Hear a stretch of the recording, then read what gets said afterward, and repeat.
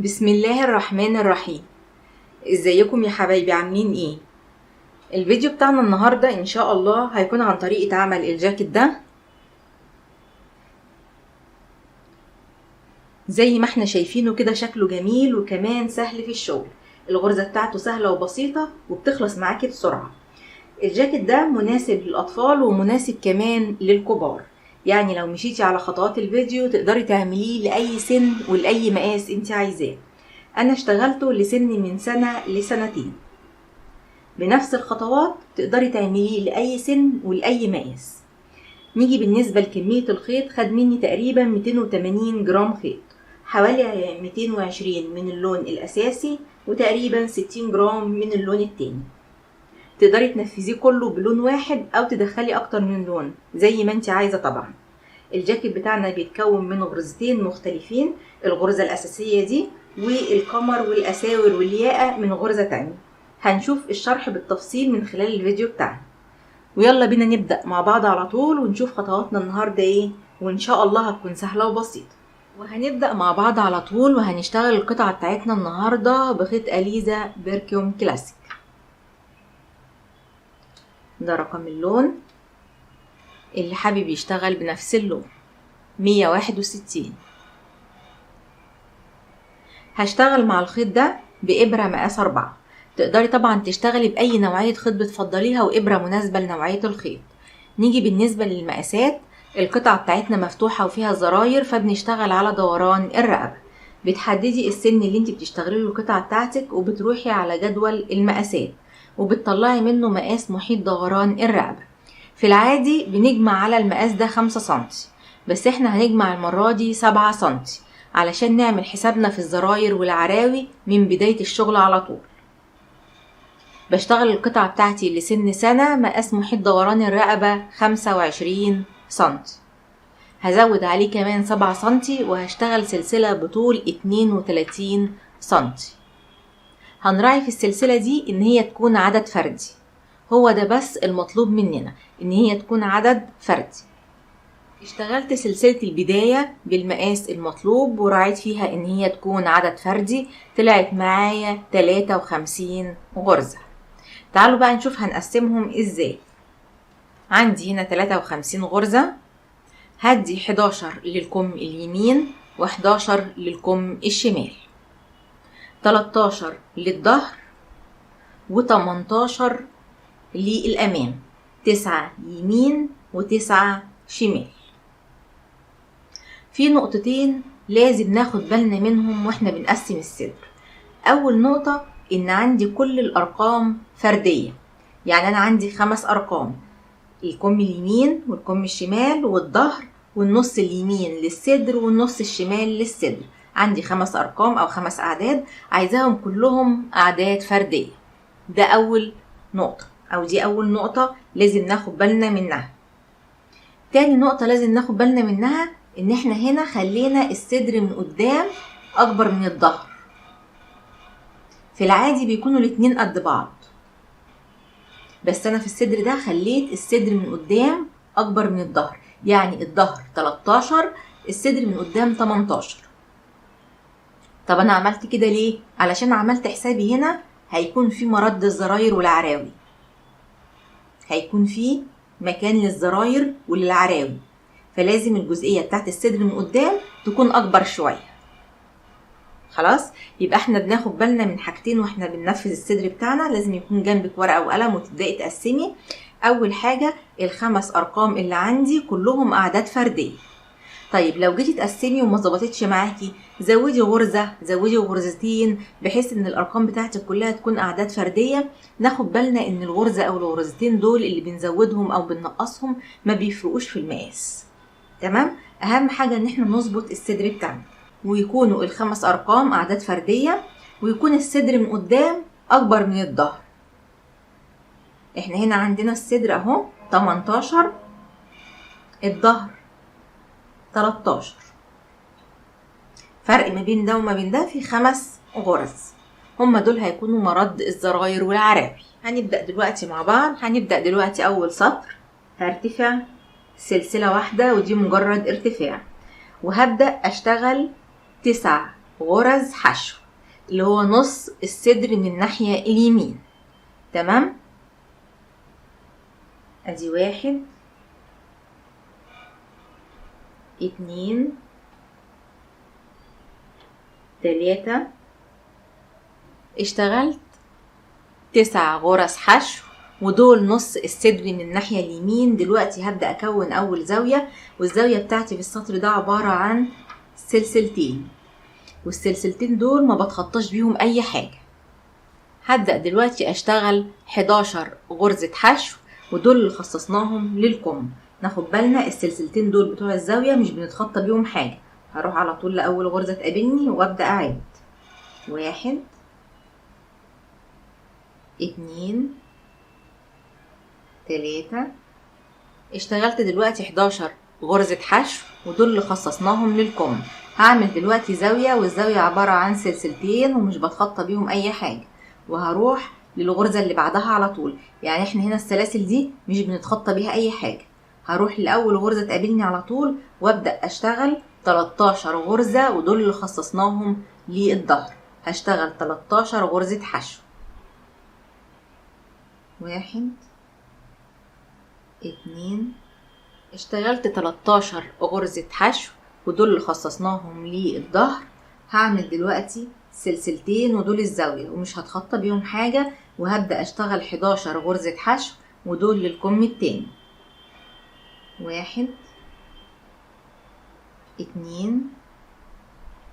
اشتغلت 11 غرزة حشو ودول للكم التاني. هعمل دلوقتي الزاوية عبارة عن سلسلتين ما بتخطاش بيهم اي حاجة. هيتفضل عندي هنا 9 غرز ودول للنص التاني من الصدر من قدام. هشتغل عليهم 9 غرز حشو 1 2. اشتغلت اخر 9 غرز حشو ودول للنص التاني من الصدر من قدام. وبكده خلصنا اول سطر، وده مجرد تأسيس للغرزة بتاعتنا. هنبدأ دلوقتي السطر الجديد. هرتفع سلسلة واحدة ودي مجرد ارتفاع، وهلف القطعة بتاعتي كده وهروح لأول غرزة عندي. ناخد بالنا السلسلة دي مجرد ارتفاع. هروح لأول غرزة واشتغل فيها غرزة حشو. الغرزة اللي بعدها عمود بلف. الغرزة اللي بعدها غرزة حشو. الغرزة اللي بعدها عمود بلف. الغرزة اللي بعدها غرزة حشو. اللي بعدها عمود بلف. الغرزة اللي بعدها حشو. واللي بعدها عمود بلف. الغرزة اللي بعدها حشو. وهلاقي نفسي قدام الفراغ بتاع الزاوية. الفراغ ده عبارة عن ايه؟ عبارة عن سلسلتين. هشتغل في الفراغ ده حرف V من عمود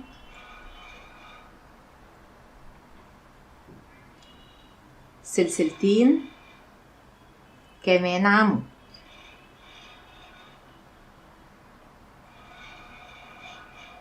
بالشكل ده. طيب الغرزة اللي قبل الزاوية على طول كانت ايه؟ كانت حشو. يبقى الغرزة اللي بعد الزاوية برضو حشو. تمام؟ الغرزة اللي قبل الزاوية حشو والغرزة اللي بعد الزاوية حشو.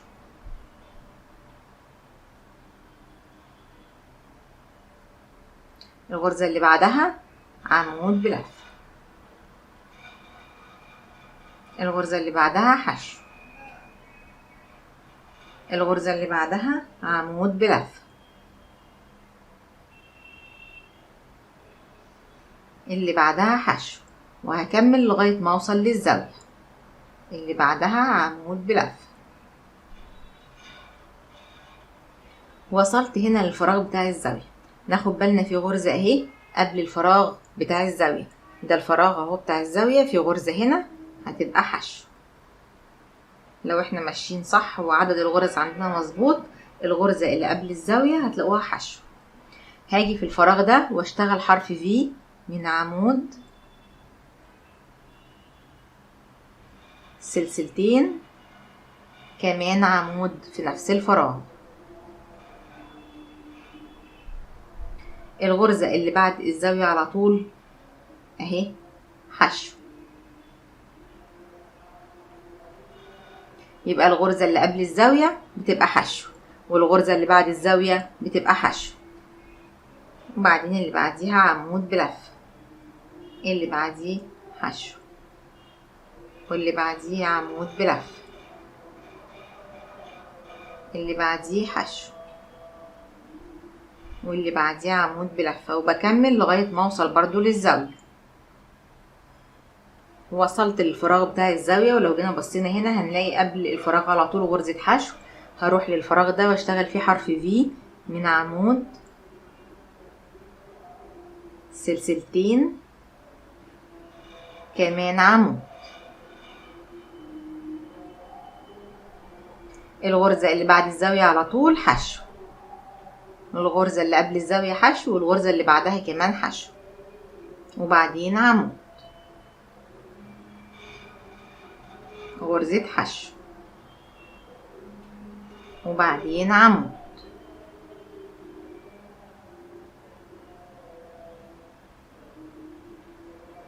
حشو، وبعدين عمود، وبكمل. وصلت هنا برضو للفراغ بتاع الزاوية اهو، هشتغل فيه حرف في من عمود، سلسلتين، كمان عمود، وبعدين الغرزة اللي بعديها على طول حشو، الغرزة اللي بعديها عمود. وصلت لنهاية السطر. اخر غرزة عملتها هنا كانت عمود، فاضل غرزة واحدة هتبقى غرزة حشو، وزي السطر بتاعي ما بدأ بحشو بينتهي برضو بحشو. وبكده السطر بتاعي انتهى، وهنبدأ السطر الجديد. السطر اللي فات ده اول حاجة فيه كانت غرزة حشو، واخر غرزة برضو غرزة حشو، يبقى المرة دي هنبدأ بعمود. هرتفع سلسلتين واعتبرهم بعمود، مرة ببدأ بحشو ومرة ببدأ بعمود، والف القطعة بتاعتي كده. هيقابلني هنا عمود هشتغل عليه حشو، غرزة الحشو بشتغل عليها عمود، غرزة العمود بشتغل عليها حشو، غرزة الحشو اهي بشتغل عليها عمود، الغرزة اللي بعدها حشو، اللي بعدها عمود، الغرزة اللي بعدها حشو، الغرزة اللي بعدها عمود. هيقابلني هنا حرف الفي اللي هو بتاع الزاوية، اول ضلع فيه هشتغل فيه غرزة حشو،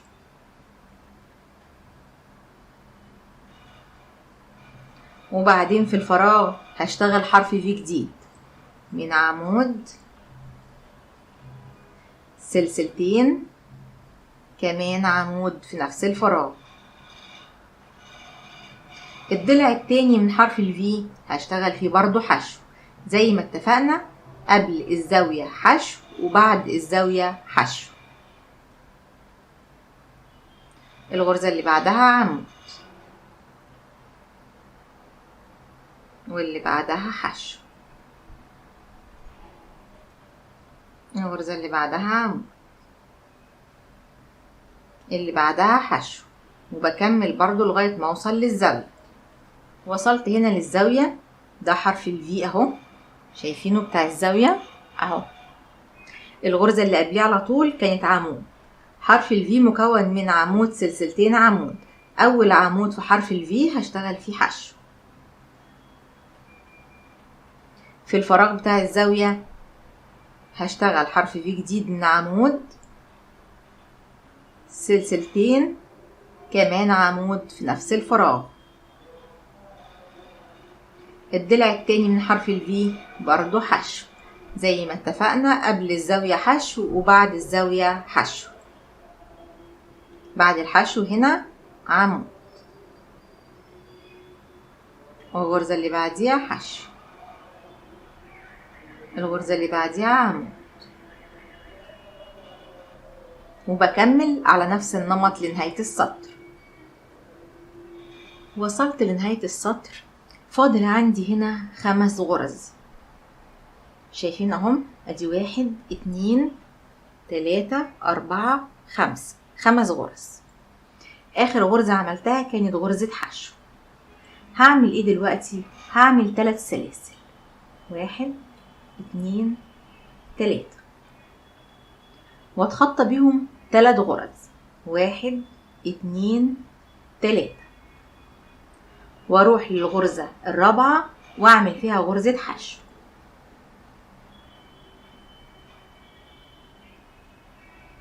بالشكل ده. يبقى اخر 5 غرز عندي في السطر. عملت 3 سلاسل واتخطيت منهم 3 غرز، ورحت للغرزة الرابعة وعملت فيها حشو. الغرزة الأخيرة هعمل فيها عمود، والسطر عندي زي ما بدأ بعمود انتهى بعمود. طيب ال3 سلاسل دول ليه؟ كده كونت أنا هنا عروة اهي، عروة الزرار. يبقى عملنا العروة واحنا بنشتغل على طول. خلاص كده كونا أول عروة. هنبدأ دلوقتي السطر الجديد. السطر اللي فات انتهى بعمود وبدأ بعمود، يبقى السطر الجديد هيبدأ بحشو. هرتفع سلسلة واحدة ودي مجرد ارتفاع، وبلف القطعة بتاعتي كده. في سطر غرزة الحشو السلسلة اللي في البداية بتبقى مجرد ارتفاع. أول غرزة هروح كده وأعمل فيها غرزة حشو. الغرزة اللي بعدها على طول هلاقيها حشو اهي، هشتغل فيها عمود. طيب في الفراغ هنشتغل ايه؟ هنشتغل 3 غرز بالترتيب بتاعنا. يعني احنا عملنا هنا عمود، يبقى الغرزة اللي جاية حشو، وبعدين في نفس الفراغ عمود، وفي نفس الفراغ حشو بالشكل ده كده.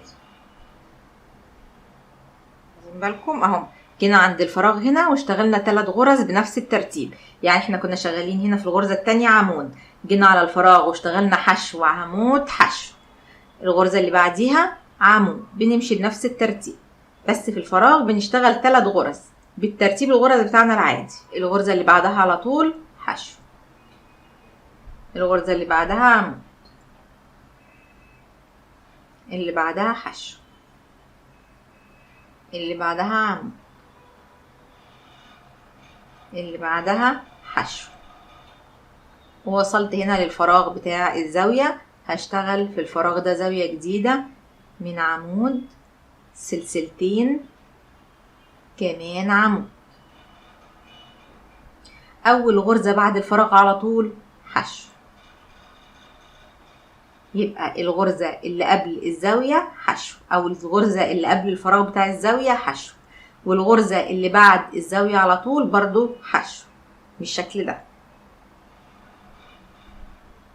وبعدين عمود، الغرزة اللي بعديه حشو، اللي بعديه عمود، واللي بعديه حشو، وبكمل لغاية ما اوصل برضو للزاوية. بصوا معايا كده، وصلت هنا لحرف الفي بتاع الزاوية بتاعت السطر اللي فات اهو. اخر حاجة عملتها عملت عمود، وهنا قدامي حرف الفي، اول ضلع منه بعمل فيه غرزة حشو. في الفراغ بعمل زاوية جديدة من عمود،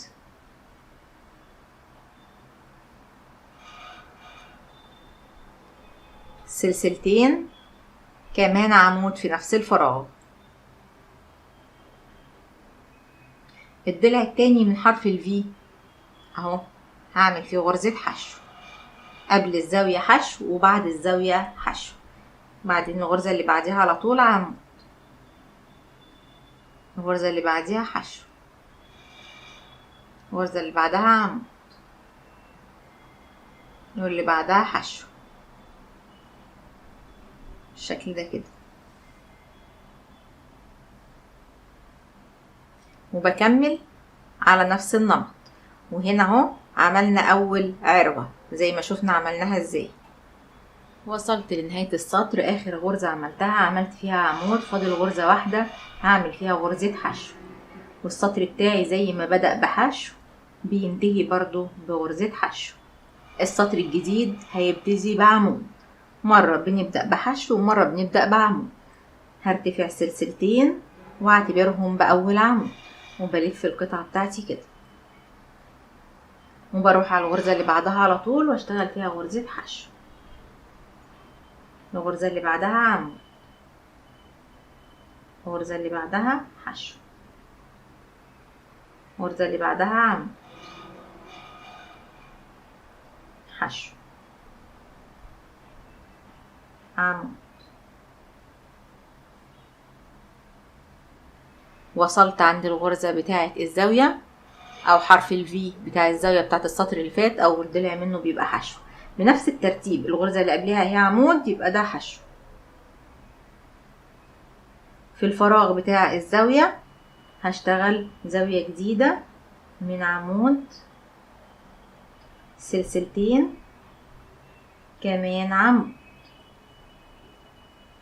بعد الزاوية او بعد حرف الفي على طول بيبقى حشو، قبليه حشو وبعديه حشو، وبعدين عمود، الغرزة اللي بعديها حشو، الغرزة اللي بعديها عمود، الغرزة اللي بعدها حشو، اللي بعدها عمود، اللي بعدها حشو، وبكمل على نفس النمط. وصلت لنهاية السطر، هاجي هنا عند الثلاث غرز اللي احنا كنا اشتغلناهم في الفراغ، هشتغل عليهم عادي بنفس الترتيب بتاعنا، خلاص مفيش مشكلة.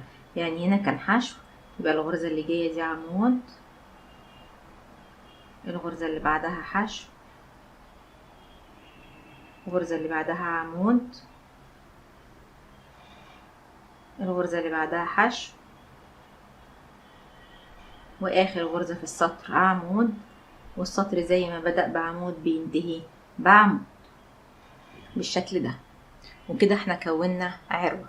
بنشتغل كمان سطرين ونعمل عروة تانية، وانتوا شفتوا اهو طريقة العراوي. وبنفضل نكمل في الصدر بتاعنا بنفس النمط كده لغاية ما يوصل للمقاس المطلوب. وسطر بنبدأ بعمود وسطر بنبدأ بحشو. تعالوا نشوف شكل القطعة اللي احنا اشتغلناها. ده شكل القطعة اللي احنا اشتغلناها. لو خدنا بالنا بصوا الحرفين هنا جايين على بعض، علشان كده خليت الصدر من قدام مقاسه اكبر من الظهر علشان يجوا الحروف كده على بعض. العروة اهي، وهنا هنركب الزرار بالشكل اللي احنا شايفينه ده. علشان كده الصدر من قدام ادينا له غرز اكتر شوية من غرز الظهر علشان يدينا الشكل اللي احنا شايفينه ده اهو. نقدر نجيب الحرفين على بعض ويكون الصدر بتاعنا مظبوط. هنشتغل سطرين كمان وبعدين نكون عروة، يعني كل 4 سطور بنعمل عروة او كل 5 سطور على حسب ما انت عايزة وعلى حسب بعد الزراير اللي انت عايزاه. لو عايزة الزراير قريبة من بعض بتعملي العراوي قريبة، لو عايزاها بعيدة عن بعض بتبعدي بالسطور اكتر زي ما انت عايزة. وهنفضل نشتغل السطر بتاعنا زي ما احنا شفناه، مرة بنبدأ بحشو ومرة بيبدأ بعمود، مرة يبدأ بحشو ومرة يبدأ بعمود، لغاية ما يوصل الصدر بتاعك للمقاس المطلوب. بتعرفي منين؟ لو البنوتة قدامك بتقفلي الصدر كده على بعضه وتلميه كده وتقفلي من عند الزوايا وتقيسيه، تدخلي الدراع من المنطقة المخصصة ليه. لو دخل مرتاح يبقى كده تمام، منطقة الدراع مظبوطة. لو قفل على بعضه كده ولقيتيه مرتاح يبقى كمان منطقة الصدر مظبوطة، يبقى كده تبداي تقفلي. طيب البنوتة مش قدامك وبتشتغلي من الجدول، هتطلعي منه مقاسين 2. اول مقاس هو مقاس محيط دوران الدراع، وبنشتغل لغاية الجزئية المخصصة للكم ما توصل للمقاس المطلوب. تاني مقاس هو مقاس محيط دوران الصدر، والمقاس ده بنقسمه على 2. الرقم اللي يطلع لنا بنشتغل لغاية ما توصل منطقة الظهر من الزاوية هنا للزاوية هنا للمقاس المطلوب. بنقيس على جزئية الظهر، تمام؟ ما بنقيس على هنا، بنقيس على جزئية الظهر. بنطلع مقاس محيط دوران الصدر ونقسمه على 2. الناتج اللي بيطلع لنا بنشتغل لغاية جزئية الظهر دي ما توصل للمقاس المطلوب. طيب منطقة الكم وصلت للمقاس المطلوب والظهر لسه، هنعمل ايه؟ بنشتغل سطر 2 3، مش بيفرقوا معانا قوي في الكم، لكن هيظبطوا معاكي الصدر ويخلوه مظبوط.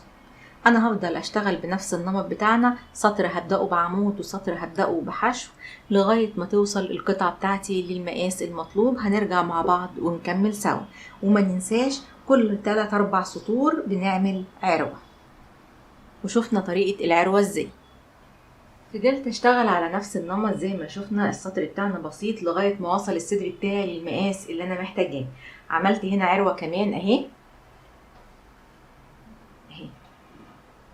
دي العروة اللي عملناها مع بعض، وعملت هنا عروة كمان. طبعا حددي انتي اماكن الزراير اللي انتي عايزاها وابدأي اعملي العراوي على الاساس بتاعها. دلوقتي هنبدأ نقفل الصدر بتاعنا وهنشوف هنقفله ازاي. ده اخر سطر اشتغلته، كانت نهايته حشو، يبقى السطر الجديد هيبدأ بعمود. هرتفع سلسلتين واعتبرهم بعمود وهلف القطعة بتاعتي كده.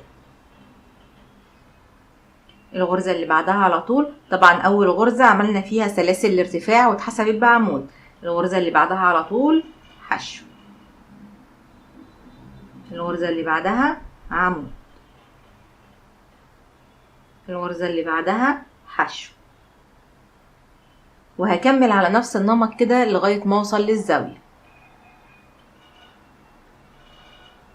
وصلت هنا عند الزاوية، اخر حاجة عملت عمود، ده حرف الفي بتاع الزاوية اهو. هعمل في اول ضلع هنا حشو. هنتقل دلوقتي للفراغ بتاع الزاوية، هشتغل فيه عمود، وفي نفس الفراغ هشتغل كمان غرزة حشو. ناخد بالنا ده سطر تقفيل الصدر، يعني مش بعمل زاوية، لا بشتغل في الفراغ ده عمود وغرزة حشو، واسيب الضلع التاني ماليش دعوة بيه، واتخطى كل الجزئية المخصصة للكم، وانتقل للزاوية اللي بعدها هنا اهو. اروح على طول على الفراغ واشتغل فيه عمود، في الفراغ ده عمود. طيب الفراغ ده هعمل فيه حاجة تانية؟ لا، هعمل فيه عمود واحد بس، وانتقل للضلع التاني من حرف الفي او اول غرزة تقابلني بعد الفراغ اعمل فيها غرزة حشو. الغرزة اللي بعدها عمود، الغرزة اللي بعدها حشو، الغرزة اللي بعدها عمود، وبكمل على نفس النمط لغاية ما اوصل للزاوية. وده شكل تقفيل الكم بالشكل اللي احنا شايفينه ده. احنا كده يعني محافظين على النمط اللي احنا ماشيين عليه. في الفراغ هنا عملت عمود وحشو، في الفراغ هنا عملت عمود بس، وانتقلت للضلع التاني من حرف الفي هنا اهو، او اول غرزة قابلتني بعد الفراغ على طول عملت فيها غرزة حشو، وبعدين عمود، وبعدين حشو، وبعدين عمود، وهكمل على نفس النمط لغاية ما اوصل للزاوية. وصلت للزاوية، ده حرف الفي بتاع الزاوية اهو. الغرزة دي اللي هي اول ضلع من حرف الفي بعمل فيها حشو. في الفراغ هنا بعمل عمود، وفي نفس الفراغ ده بعمل كمان غرزة حشو. احنا دلوقتي بنقفل الكم بتاعنا. بتخطى كل الجزئية المخصصة للكم وبنتقل على الزاوية اللي بعدها، اروح على الفراغ على طول واشتغل فيه عمود.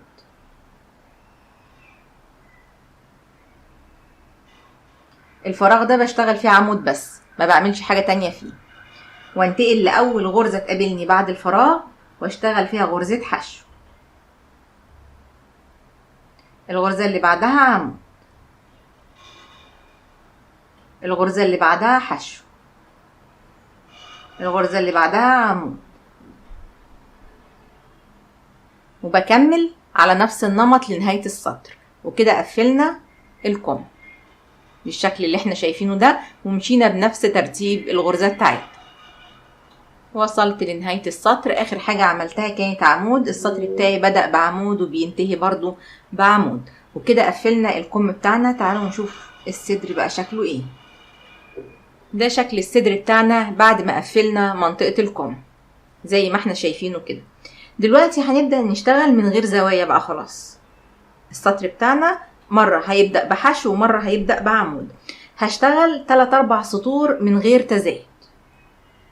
تمام. وبعدين نبدأ نعمل تزايد عشان القطعة بتاعتنا تنزل على واسع. يبقى دلوقتي هنشتغل 3-4 سطور كده من غير تزايد، وبعدين نبدأ نعمل التزايد علشان الغرزة تنزل معانا على واسع. هنشوف دلوقتي.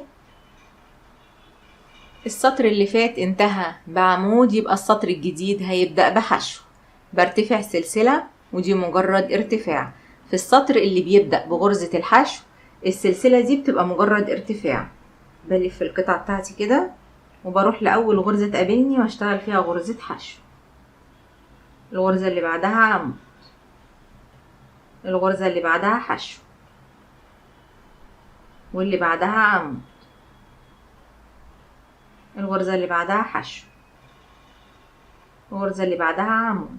وبكمل على نفس النمط ده كده، وهشتغل 3-4 سطور على نفس النمط من غير تزايد، وبعدين نبدأ نعمل التزايد مع بعض. وصلنا هنا عند تقفيل الكم او عند الجزئية بتاعة تقفيل الكم. بنشتغل بنفس ترتيب الغرزة بتاعتنا عادي. يعني انا عملت هنا حشو، يبقى الغرزة اللي بعدها عمود، الغرزة اللي بعدها حشو، الغرزة اللي بعدها عمود، الغرزة اللي بعدها حشو، واللي بعدها عمود. وبكمل على نفس النمط اللي احنا ماشيين عليه. وما ننساش نشوف فين اماكن الزراير اللي احنا حابينها ونعمل العراوي. يعني لو عايزة الزراير قريبة من بعض فاعملي العراوي قريبة من بعض، عايزة الزراير بعيدة خلي العراوي بعيد. انا عاملة عروتين هنا اهم. هشوف المسافة ما بين العروتين دول كانت كام سطر، وبرضو هحاول اخلي العروة التانية على نفس البعد. حاولي تخليهم على نفس البعد وتعدي السطور ما بين العراوي علشان تعرفي كام سطر ما بين العروة واللي بعدها علشان يكونوا على مسافات متساوية. هكمل هشتغل 3-4 سطور كده من غير تزايد، ونرجع مع بعض ونبدأ نعمل التزايد ونشوف هنعمله ازاي. اشتغلت 3 سطور على نفس النمط كده مفيش تزايد. دلوقتي هنبدأ نعمل التزايد.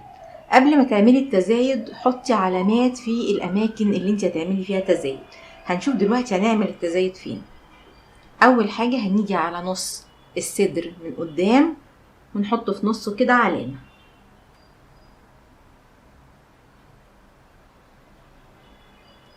في أي غرزة كده. نص الصدر التاني هنحط فيه برضو علامة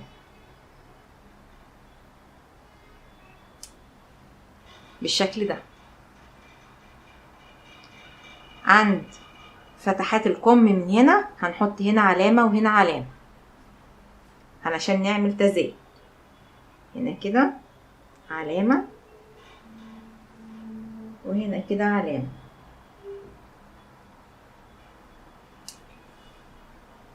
هنيجي للظهر اهو هنحط هنا علامة وهنا علامة.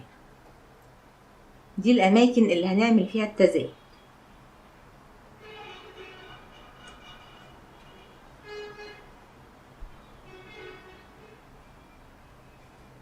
بالشكل ده. بقى عندي كام مكان؟ 6 أماكن هنعمل فيهم التزايد أو 6 غرز. هنشوف دلوقتي التزايد هيبقى ازاي. آخر سطر اشتغلته كانت نهايته غرزة حشو، يبقى السطر الجديد هيبدأ بعمود. هرتفع سلسلتين واعتبرهم بعمود وهلف القطعة بتاعتي كده. الغرزة التانية على طول هتبقى حشو،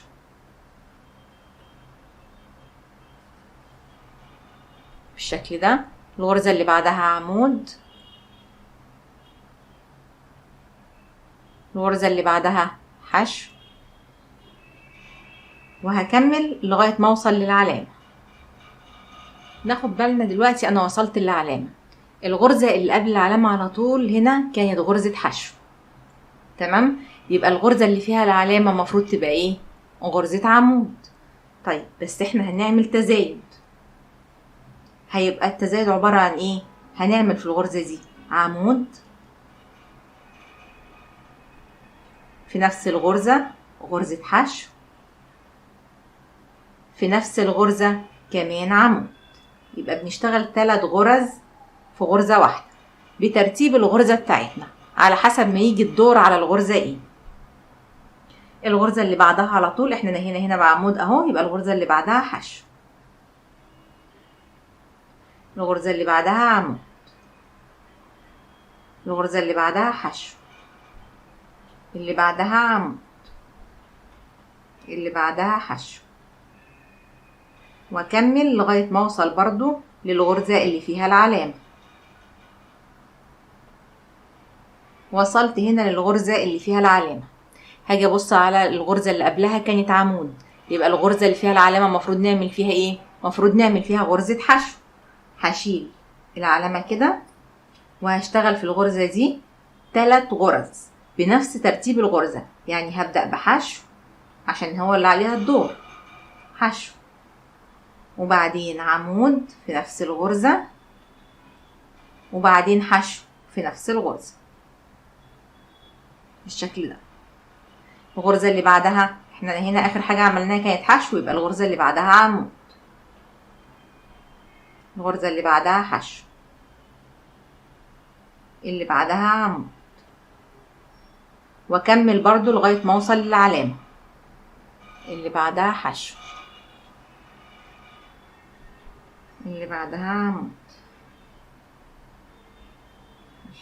وصلت هنا للعلامة. الغرزة اللي قبل العلامة على طول كانت حشو، يبقى الغرزة اللي فيها العلامة مفروض تبقى عمود، يبقى هشتغل فيها عمود في نفس الغرزة حشو، في نفس الغرزة كمان عمود بالشكل ده. الغرزة اللي بعديها على طول اخر حاجة عملناها عمود، يبقى الغرزة اللي بعديها حشو، الغرزة اللي بعدها عمود، واللي بعدها حشو، واكمل برضو لغاية ما اوصل للعلامة. وصلت هنا للعلامة. الغرزة اللي قبليها علامة على طول كانت عمود، يبقى الغرزة اللي فيها العلامة المفروض تبقى حشو، يبقى اشتغل هنا حشو في نفس الغرزة عمود، في نفس الغرزة كمان حشو. بنشتغل 3 غرز في نفس الغرزة بحسب الترتيب اللي احنا ماشيين عليه. اخر حاجة عملناها حشو، يبقى الغرزة اللي بعدها على طول هتكون عمود، الغرزة اللي بعدها حشو، الغرزة اللي بعدها عمود، وهكمل السطر كله على نفس النمط. وعند العلامات هعمل التزايد، وشوفنا التزايد ازاي. وصلت لنهاية السطر، وده كان سطر التزايد. طيب دلوقتي هنعمل ايه؟ هنشتغل 3-4 سطور من غير تزايد، 3 سطور او 4 سطور من غير تزايد، وبعدين نبدأ نحط العلامات بنفس الطريقة تاني ونعمل سطر تزايد، وبعدين نرجع نكرر 3-4 سطور من غير تزايد، وبعدين نحط العلامات تاني ونعمل تزايد. لو حابة القطعة بتاعتك تنزل على واسع قوي اعملي التزايد كل 3 سطور، يعني على واسع جامد. لو حباها تنزل على واسع بسيط اعملي التزايد كل 4 أو 5 سطور على حسب ما انت عايزة. حطي العلامات بتاعتك في الأماكن زي ما شفنا كده، واعملي التزايد بنفس الطريقة اللي احنا عملناها. اشتغلي مثلا لو حباها تنزل على واسع اكتر اشتغلي 3 سطور بس من غير تزايد، وبعدين اعملي التزايد. حباها تنزل على واسع، حابة القطعة بتاعتك تنزل على واسع بسيط، اشتغلي 4 أو 5 سطور وبعدين اعملي التزايد على حسب ما انت عايزة. دلوقتي انا هشتغل 3 سطور من غير تزايد او 4 سطور وبعدين اعمل التزايد، وهنفضل ماشيين على نفس النمط ده لغاية ما توصل القطعة بتاعتنا للطول اللي احنا محتاجينه ناقص 5 أو 6 سنتي. طيب ال5-6 سنتي دولت هنعمل فيهم ايه؟ هنرجع مع بعض ونشتغلهم بطريقة مختلفة. يبقى هتفضلي تشتغلي لغاية ما يوصل الجاكيت بتاعك للطول اللي انت محتاجاه ناقص 5 أو 6 سنتي، في الحدود دي كده. هنرجع مع بعض ونكمل سوا. فضلت اشتغل لغاية ما وصلت القطعة بتاعتي للطول اللي انا محتاجاه، ناقص تقريبا 5 سنتي او 6 سنتي. لسه هزود الكنار اللي تحت هنا. ده انا هعمله بلون مختلف، لو حابه تعمليه بنفس اللون مفيش مشكله، زي ما انت عايزه طبعا. انا هغير اللون وهدخل دلوقتي لون جديد، وهنغير الغرزه اللي بنشتغل بيها. هنشوف هنشتغل ازاي. هنيجي هنا في اول غرزه تقابلنا ونوصل الخيط. طبعا لو انت هتكملي بنفس اللون مش هتقصي الخيط، هتكملي على طول. لكن انا عشان هغير اللون فقصيت الخيط الاولاني، والخيوط دي كلها بننضفها في النهاية. وصلت دلوقتي الخيط في اول غرزة عندي في السطر اهو. هدخل في نفس الغرزة اللي وصلت فيها الخيط، اسحب الخيط واطلع بيه. هعمل سلسلة واحدة ودي مجرد ارتفاع، وفي نفس الغرزة هعمل غرزة حشو، وبعدين سلسلتين، وفي نفس الغرزة هعمل عمود،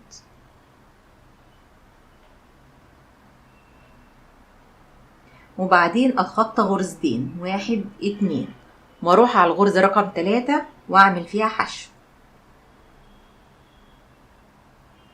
وارتفع سلسلتين، وفي نفس الغرزة كمان عمود،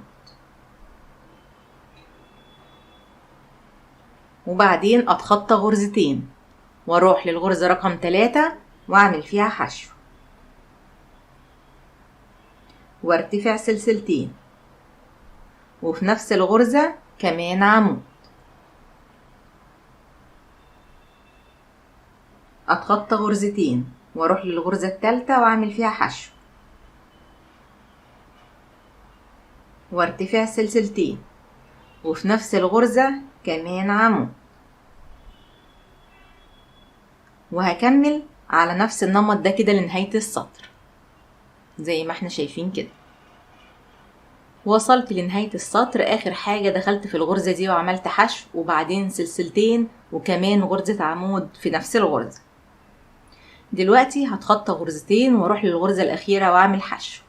يعني فاضل عندي في نهاية السطر اهم 3 غرز، هتخطى غرزتين واروح للغرزة الاخيرة واعمل حشو. ممكن تلاقي فاضل غرزتين بس، اتخطي غرزة وروحي للغرزة الاخيرة واعملي حشو. ممكن تلاقي فاضل 4، اتخطي 3 وروحي للغرزة الاخيرة واعملي حشو. يعني زيادة غرزة او ناقص غرزة مش هتفرق معانا قوي، احنا بنظبط السطر بتاعنا واحنا بنشتغل. هروح دلوقتي للغرزة الاخيرة واعمل حشو بالشكل ده. هنبدأ السطر الجديد. هرتفع سلسلة واحدة ودي مجرد ارتفاع، وهلف القطعة بتاعتي كده.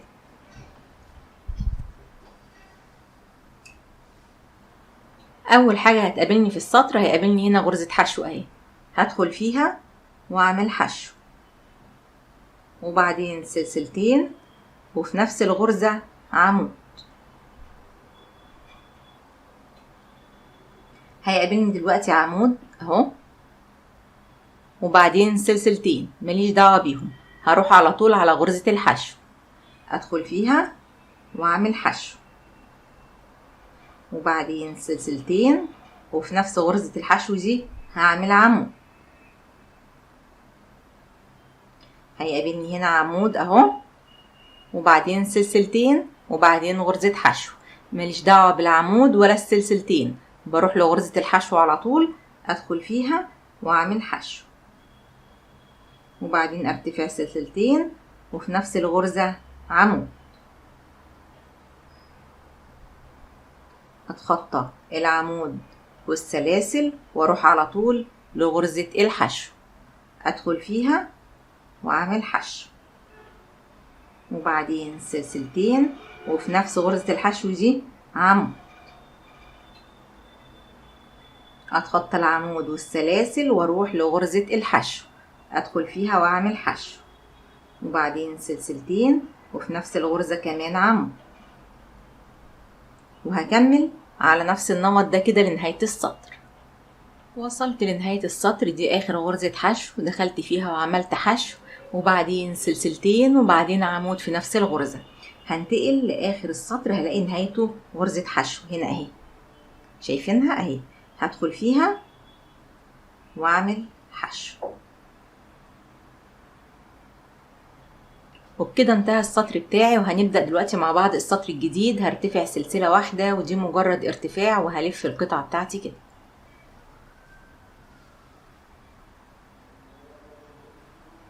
اول حاجة هتقابلني هنا غرزة الحشو، هدخل فيها واعمل حشو، وبعدين سلسلتين، وفي نفس الغرزة كمان عمود، وبعدين اتخطى العمود والسلسلتين واروح لغرزة الحشو، ادخل فيها واعمل حشو، وبعدين سلسلتين، وفي نفس غرزة الحشو دي هعمل عمود، اتخطى العمود والسلسلتين واروح لغرزة الحشو، ادخل فيها واعمل حشو، وبعدين سلسلتين، وفي نفس الغرزة عمود،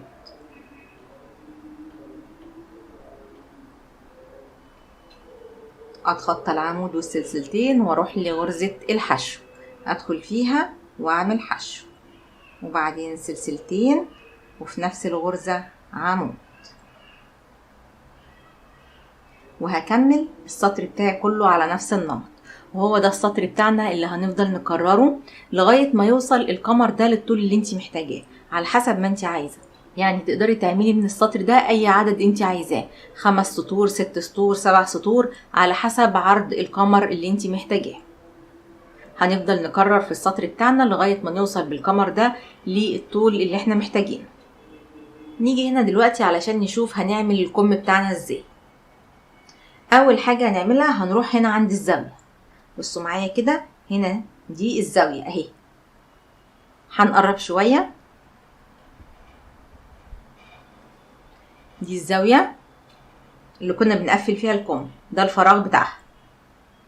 هدخل بالإبرة كده وانتقل للناحية التانية، اروح للزاوية التانية اهي، الفراغ بتاعها اهو، هدخل برضو بالإبرة، يبقى خدت الزاويتين معايا على الإبرة، او الفراغ بتاع الزاويتين معايا على الإبرة.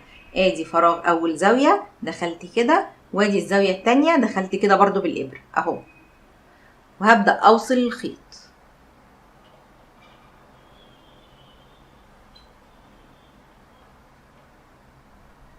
هربط الخيط بالشكل ده كده،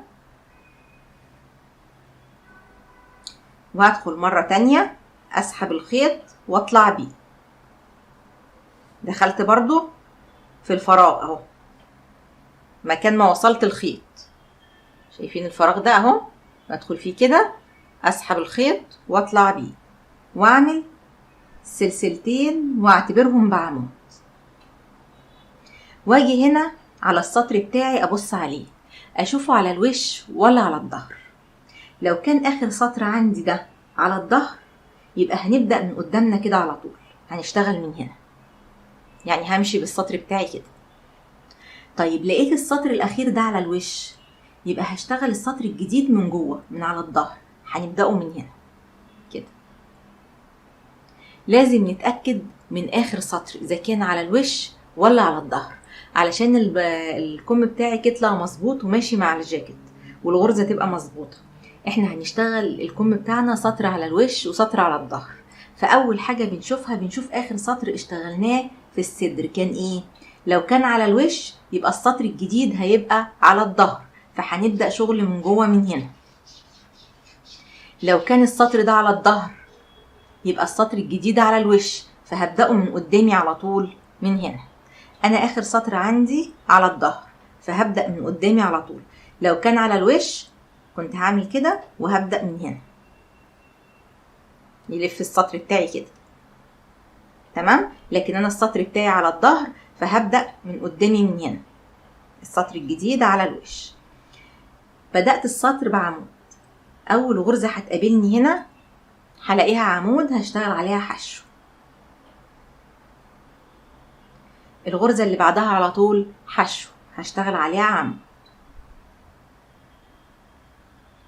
الغرزة اللي بعدها عمود، هشتغل عليها حشو. الغرزة اللي بعدها حشو، هشتغل عليها عمود.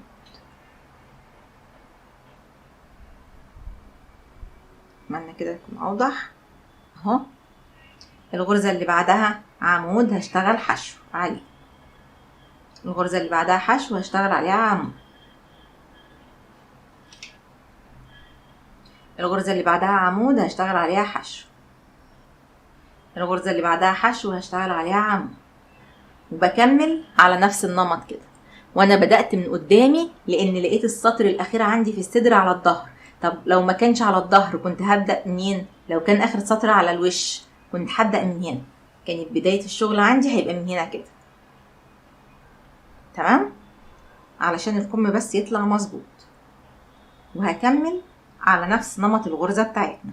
هنشتغل الكم سطر على الوش وسطر على الظهر، او سطر من بره وسطر من جوه.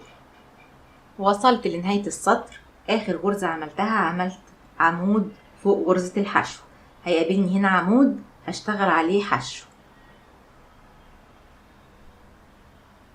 وبعدين انتقل على طول لسلاسل الارتفاع. ادخل في تاني سلسلة ارتفاع، اسحب الخيط واطلع بيه واعمل منزلقة. وبكده انتهى السطر بتاعي. تمام؟ السطر اللي فات كانت بدايته عمود، يبقى السطر ده بدايته حشو. فهرتفع سلسلة واحدة ودي مجرد ارتفاع، وهلف القطعة بتاعتي كده وهبدأ السطر الجديد من جوه. من هنا. تمام؟ السطر اللي فات كان بدايته عمود، يبقى السطر ده بدايته حشو. انا ارتفعت سلسلة وهي مجرد ارتفاع، وهروح لأول غرزة تقابلني على طول واعمل فيها غرزة حشو. الغرزة اللي بعديها على طول هلاقيها غرزة حشو، اعمل فيها عمود. الغرزة اللي بعدها عمود هشتغل فيها حشو. الغرزة اللي بعدها حشو هشتغل فيها عمود. الغرزة اللي بعدها عمود هشتغل فيها حشو. الغرزة اللي بعدها حشو هشتغل فيها عمود. واكمل الغرزة بتاعتي على نفس النمط اللي احنا ماشيين عليه، مفيش مشكلة خالص. اهو السطر ده بنشتغله من جوه، ولازم ناخد بالنا ان احنا فوق العمود بنشتغل حشو وفوق الحشو بنشتغل عمود. وصلت لنهاية السطر. اخر حاجة عملتها عملت عمود. هروح دلوقتي على طول لغرزة الحشو اللي بدأت بيها السطر، ادخل فيها واعمل منزلقة. وبكده انتهى السطر بتاعي. السطر ده بدأ بحشو، يبقى السطر الجديد هيبدأ بإيه؟ هيبدأ بعمود.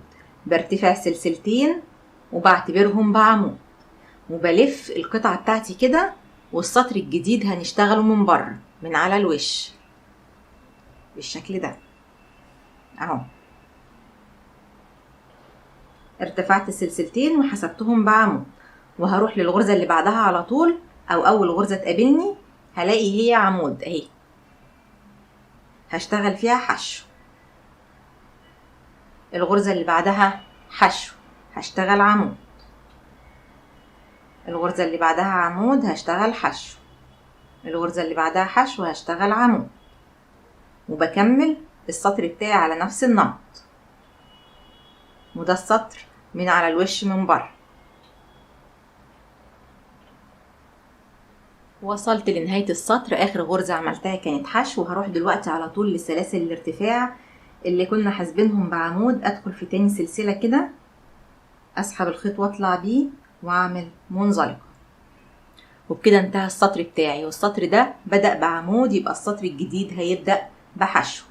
هرتفع سلسلة ودي مجرد ارتفاع، وهلف القطعة بتاعتي كده وهبدأ اشتغل السطر الجديد من جوه.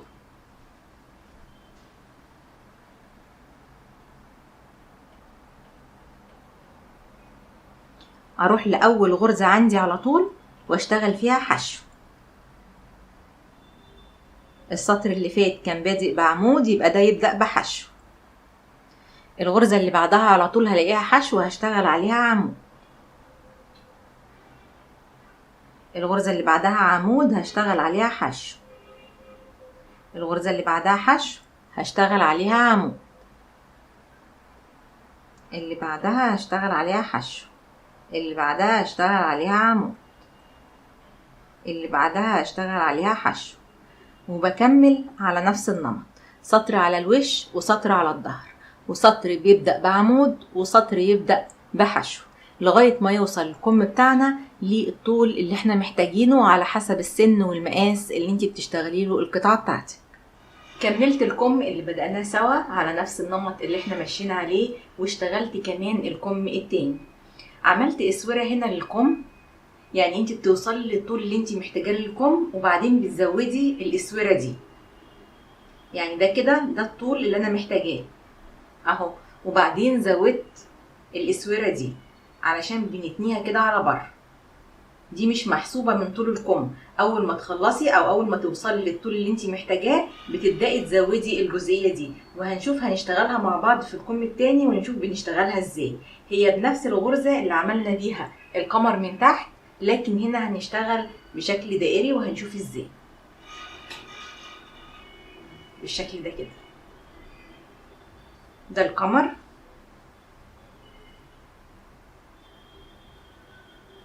ركبت كمان الزراير علشان بس وقت التصوير.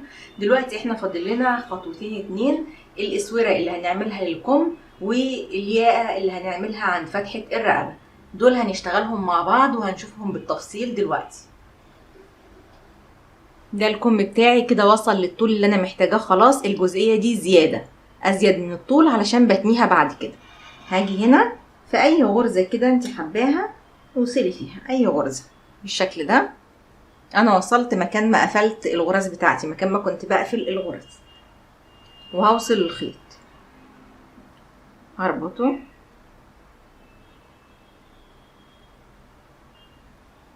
بالشكل ده كده. نقرب في نفس الغرزة اللي وصلت فيها، هدخل اسحب الخيط واطلع بيه واعمل سلسلة واحدة ودي مجرد ارتفاع، وفي نفس الغرزة هعمل غرزة حشو وبعدين سلسلتين، وفي نفس الغرزة عمود، وبعدين اتخطى غرزتين 1 2 واروح للغرزة الثالثة واعمل فيها حشو، وبعدين سلسلتين، وفي نفس الغرزة عمود، اتخطى غرزتين واروح للغرزة الثالثة واعمل فيها حشو، وبعدين سلسلتين، وفي نفس الغرزة عمود، وهكمل على نفس النمط على كل غرز الكم. وصلت لنهاية غرز الكم، فاضل عندي غرزتين هنا اهو. ممكن تلاقي فاضل عندك غرزة واحدة تخطيها، فاضل 3 غرز تخطيهم، غرزة زيادة او غرزة ناقصة مش بتفرق قوي في المقاس او مش هتفرق قوي في الشغل معاكي. هروح دلوقتي على طول لاول غرزة حشو بدأنا بيها، ادخل فيها كده اسحب الخيط واطلع بيه واعمل منزلقة، وبكده انتهى اول سطر. هعمل ايه دلوقتي؟ هعمل سلسلة واحدة ودي مجرد ارتفاع، وهلف القطعة بتاعتي كلها كده واشتغل السطر الجديد من جوه. يبقى بنشتغل سطر على الوش وسطر على الظهر. هنا في غرزة الحشو اللي قفلت فيها السطر هدخل فيها اهي، غرزة الحشو دي اللي قفلت فيها السطر اهي، هدخل فيها كده واعمل غرزة حشو، وبعدين سلسلتين، وفي نفس الغرزة كمان عمود، واتخطى العمود ده والسلسلتين واروح لغرزة الحشو اهي، ادخل فيها واعمل حشو، وبعدين سلسلتين، وفي نفس الغرزة عمود، اتخطى العمود والسلاسل اهو، عندي هنا عمود وبعدين سلسلتين هتخطاهم واروح على طول لغرزة الحشو، ادخل فيها واعمل حشو، وبعدين سلسلتين، وفي نفس الغرزة عمود، اروح لغرزة الحشو ادخل فيها واعمل حشو، وبعدين سلسلتين، وفي نفس الغرزة عمود. شايفين انا بشتغل السطر من جوه من هنا اهو. هكمل السطر بتاعي كله على نفس النمط. وصلت لنهاية السطر، اخر حاجة عملتها دخلت بغرزة الحشو دي وعملت حشو وبعدين سلسلتين وبعدين عمود في نفس الغرزة.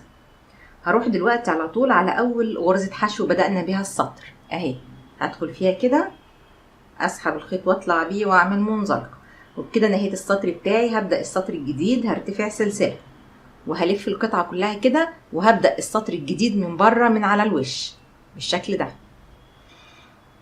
في نفس غرزة الحشو اللي قفلت فيها هدخل فيها واعمل حشو،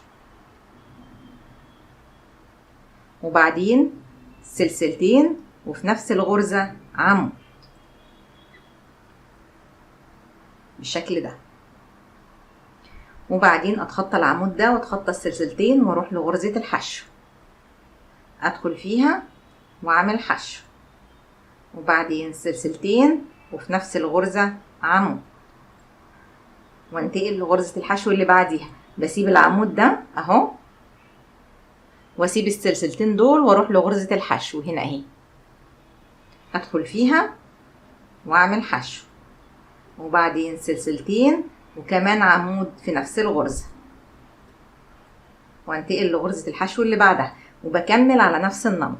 وبفضل اكرر في السطر بتاعي سطر على الوش وسطر على الظهر لغاية ما توصل الاسورة للمقاس اللي انا محتاجاه. انا هشتغل 7 سطور علشان تبقى زي الكم التاني بالظبط. الكم التاني اشتغلت 7 سطور، برضو هنا هشتغل 7 سطور. تقدري تزودي تخليهم 8 او 9 او 10 او تخليهم اقل 5 او 4 على حسب ما انت عايزة، على حسب العرض اللي انت عايزاه.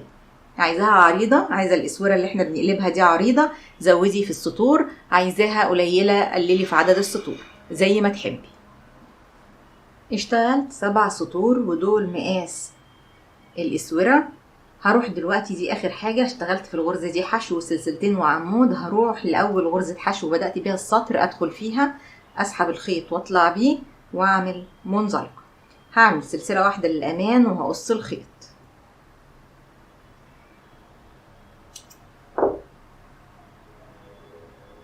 وده الشكل اللي عندي. بنتنيها كده على الكم. مش طبعا الخيوط الزيادة دي بننضفها بالشكل ده. هنيجي دلوقتي على فتحة الرقبة ونشتغل عليها برضو الياقة من نفس الغرزة. بصوا معايا كده، دي فتحة الرقبة. انا فتحت الزرار اهو، انا كنت ركبت الزراير بس عشان وقت التصوير. هروح دلوقتي هعمل ايه؟ هعد 1 2 واروح لتالت غرزة، يعني هسيب غرزتين في البداية، 1 2 واروح لتالت غرزة على طول بالشكل ده، وابدأ اوصل الخيط واربطه. يبقى سبت غرزتين في البداية ورحت لتالت غرزة اهو زي ما احنا شايفين كده. سبت غرزتين ورحت للتالتة، وصلت الخيط، هدخل كده اسحب الخيط واطلع بيه، هرتفع سلسلة ودي مجرد ارتفاع، وفي نفس الغرزة هعمل غرزة حشو، وبعدين سلسلتين وفي نفس الغرزة هعمل عمود. هتخطى غرزتين 1 2 واروح للغرزة التالتة واعمل حشو، وبعدين سلسلتين وفي نفس الغرزة عمود. اتخطى غرزتين 1 2 واروح للغرزة التالتة واعمل حشو، وبعدين سلسلتين وفي نفس الغرزة عمود. اتخطى غرزتين واروح للتالتة واعمل حشو، وبعدين سلسلتين وفي نفس الغرزة عمود. وهكمل على نفس النمط كده على كل غرز فتحة الرقبة بنفس الطريقة اللي احنا شغالين بيها دي. وصلت لنهاية غرز فتحة الرقبة. دي اخر غرزة اشتغلت فيها حشو وسلسلتين وعمود. هتخطى غرزتين واروح للغرزة دي واعمل حشو. طيب اخر غرزتين هنا اهم، هسيبهم مش هشتغل فيهم، وهنهي السطر بتاعي بغرزة حشو بالشكل اللي احنا شايفينه ده. يبقى اخر غرزتين بسيبهم زي ما سبت اول غرزتين في بداية السطر. اخر غرزتين واول غرزتين بسيبهم ما بشتغلش فيهم. طيب ليه؟ لان احنا بنجيب الجزئيه دي على دي كده اهو، فكده الياقه هتبقى مظبوطه. خلاص، يبقى اول غرزتين بنسيبهم واخر غرزتين، وبننهي السطر بتاعنا بغرزه حشو. هنبدا دلوقتي السطر الجديد. هرتفع سلسله ودي مجرد ارتفاع، وهلف القطعه بتاعتي كده.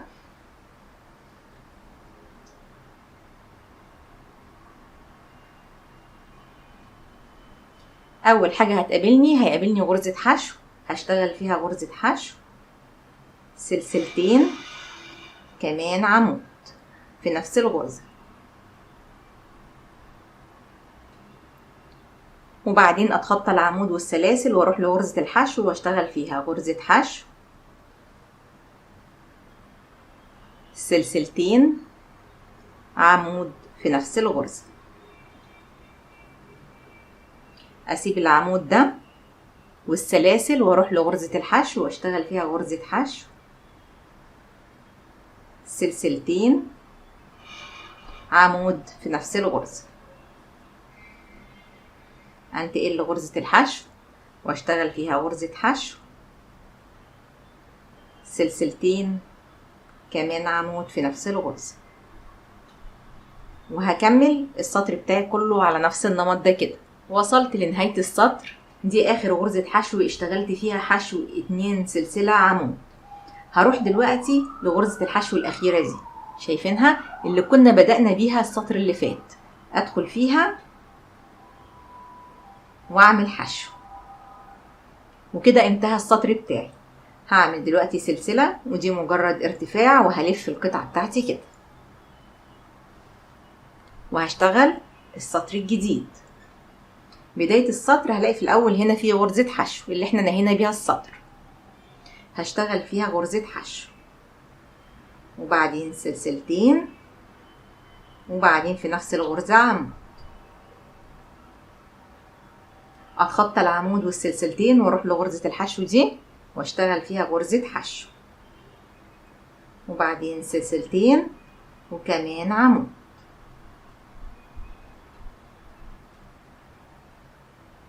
انتقل لغرزة الحشو واشتغل فيها حشو، سلسلتين، كمان عمود، وبكمل على نفس النمط.